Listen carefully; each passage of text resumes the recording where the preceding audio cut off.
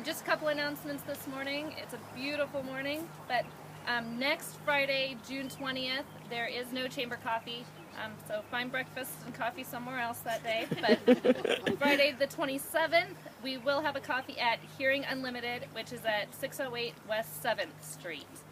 No chamber after hours in the next couple weeks, but do have that one coffee coming up. First, I'm going to introduce Bob Fossbender with a couple announcements this morning. Today starts the bud open. Might be our last one, so it's really nice now. You know, sometime this weekend it's going to rain, so it's always been a tradition of the bud open. But if you get a chance to come on down, there's a lot of work been put in by a lot of people, a lot of donated hours. So stop down, have a beer, because some of the proceeds are going to the Honor Flight network to the Carroll County veterans this coming fall. So $1 a case that we sell is going to those guys. So, and you can also come down and make a regular donation of cash inside a jar, a check, or whatever. So we thank everybody for their support. And if you don't see me at the bud open again, we put in 34 years. So we may do something, but we're not sure. So we thank everybody for their present and past support. Thank you. All right, then we'll turn it over to Chad Jensen with Community Opportunities, and he'll tell us about the community gardens here. All right, thank you, Jill, very much. Welcome, everybody. It is a great morning. Thank you so much for being here. As Jill said, I'm Chad Jensen.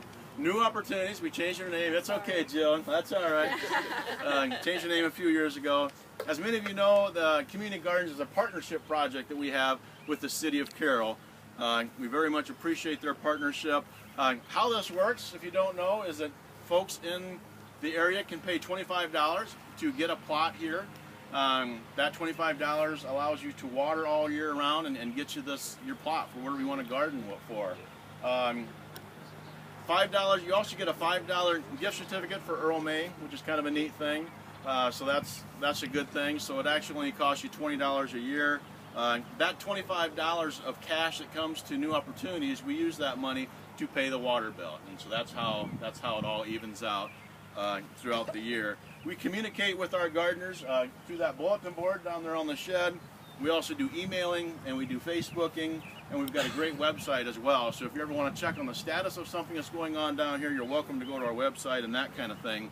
I've got 4 interesting gardening stats for you, okay? The first one is, in 2012, there was a study completed, and there was a research group that found that nearly half of Americans had gardens within the last year, and that gardening makes those folks a part of a 164 million community. So there's a lot of gardeners in the United States. Second, your physical health benefits from gardening as well. An hour of gardening burns 200 to 300 calories an hour. So according to research, the average gardener spends 5 hours a week with their hands in the dirt. That's an average of 1,250 calories burnt a week. So there you go. If you want to shed some pounds, get gardening. Third, so how much money? How much money are you making on your vegetable garden? That same study suggests that $70 of investment into a garden will yield you, how much produce do you think?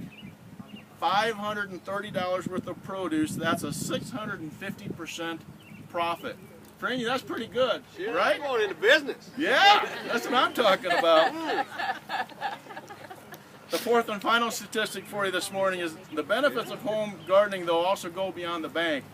A poll by Gardening World found that 80% of gardeners were more satisfied with their lives versus the 67% of non-gardeners.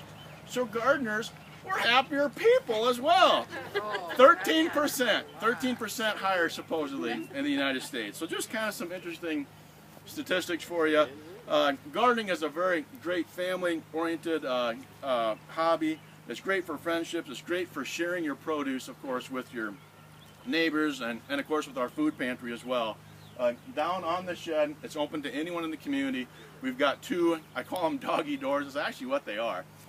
Doggy doors, and one is for like canned goods and things like that for our New Opportunities food pantry, and then the other door is for produce. And whether you're gardening here at these plots or at home, we sure appreciate your donations of fresh produce and those kinds of things as well to our local food pantry, who goes to our local Carroll County clients.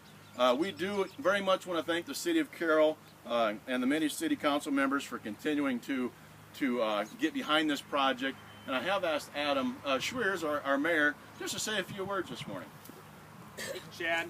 I just want to say, from the city's perspective, it was a couple years ago that the ISU Extension had always run the community gardens for us, and it was through the caring and the commitment of the board members, especially Ralph Von Qualen, that we were able to kind of continue that partnership.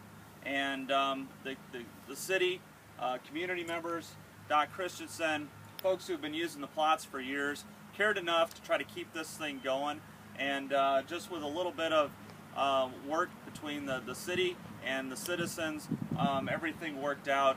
And then our partnership with New Opportunities came along about another year later. Being able to have somebody to coordinate things and to care for things and to market things is pretty important as far as the community is concerned.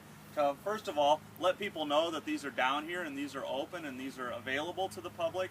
And it's been cool for the community as well to offer this to everybody from any background, and it really does build community. There's people who share plots down here, they come down here, this is their way of getting together and visiting each week. There's folks that come down here and may not see each other all week long, so we really do believe that this is a community garden and it really does help build community, so we appreciate that. Thank you, Adam, very much. We do have a garden committee that helps us to plan and helps us to put together new ideas for the next year. Our garden committee, they give us these new ideas and give us input in how to make the next year's even more of a success. We really appreciate Ralph Van Qualen, Dr. Nick and Lisa Fangman, John and Carol Klein, and then also Doc Bob Christensen. Nick and Lisa Fangman, they donate their time to come down here and they till it every fall and every spring. And Doc Christensen is our professional mower, and he comes down and he does all this mowing, all volunteer, all for free. All this stuff is great. So we really appreciate it. And with that, Doc Christensen, would you like to say a few words this morning? Of course. He said he'd keep it brief. I will keep it very brief. It certainly has been nice to see this evolve from just a few plots when it first started into the size it is now. Also the quality, not only the quantity of the space, but also the quality of the garden. If you walk around the space today, you'll see that really the people have been taking a very good job of keeping their gardens up to date. The only problem we have is later on this year when the crops start coming in, the deer also start coming in. So the deer like this too, so we're also not only feeding the people but feeding the deer. It always reminds me of the old saying that if you give a person a fish, you can feed him for a day. If you teach him to fish, you can feed him for a lifetime.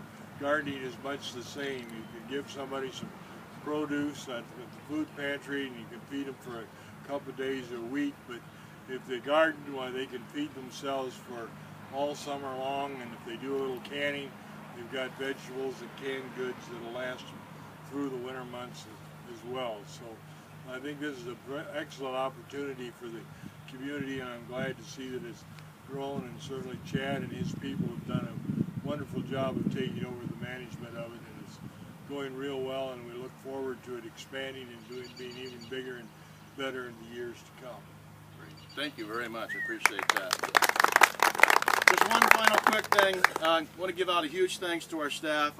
Sherry Mertz and her fiscal staff do an awesome job of keeping track of the monies and where things need to go and making sure that it's being spent the correct way. Christy Anthover, Corey Eichheit, Albina Tigas, of course our board of directors and lots of other of our staff members were involved, but those folks specifically have got integral roles in what we're doing with the community gardens. It's now time for door prizes. And